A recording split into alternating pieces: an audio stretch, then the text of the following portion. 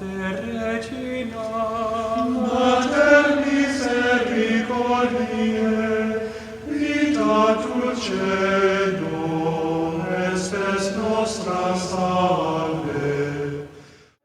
The Lord be with you. A reading from the Holy Gospel according to Matthew. The mother of the sons of Zebedee approached Jesus with her sons and did him homage, wishing to ask him for something. He said to her, "What do you wish?" She answered him, "Command that these 2 sons of mine sit, one at your right and the other one at your left, in your kingdom." Jesus said in reply, "You do not know what you are asking. Can you drink the chalice that I am going to drink?" They said to him, "We can." He replied, "My chalice you will indeed drink, but to sit at my right and my left, this is not mine to give, but is for those for whom it has been prepared by my Father." When the 10 heard this, they became indignant at the 2 brothers. But Jesus summoned them and said, "You know that the rulers of the Gentiles lord it over them, and the great ones make their authority over them felt, but it shall not be so among you. Rather, whoever wishes to be great among you shall be your servant. Whoever wishes to be first among you shall be your slave. Just so, the Son of Man did not come to be served, but to serve and to give his life as a ransom for many." The Gospel of the Lord.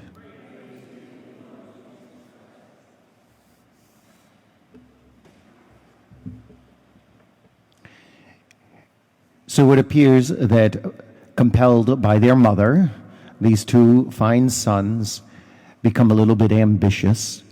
And Jesus, not wasting anything, takes the time to make this a teachable moment. And so it becomes an instruction of his disciples about the truth of his mission. It's not about position, it's about a place on the cross.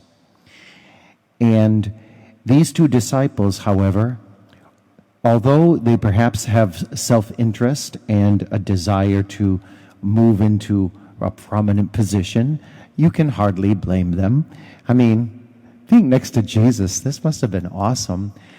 But with the grace of God, you see the truth of who they are. As time evolves, they come to know who Jesus really is and what his mission is all about. And they develop such good knowledge of this that James, whose feast we celebrate today, one of these brothers, James, would accept the honor of martyrdom. And so zealous was he in testifying to the Lord that the one who escorted him to his execution was so convicted that he converted, and he was beheaded at the side of James almost immediately. So effective was James in his testimony and his zeal for Christ. So it's true, at times we may enter into some kind of self-interest and self-promotion. That may happen. It's part of the taint of original sin. And yet, as we walk with Christ, he does purify us from these things if our heart is really with him. And as you see in James, James was purified not only by the grace of Christ, but by the blood of Christ. And literally in his martyrdom, he shed the blood of Christ. And there's still room on the cross for you. Regina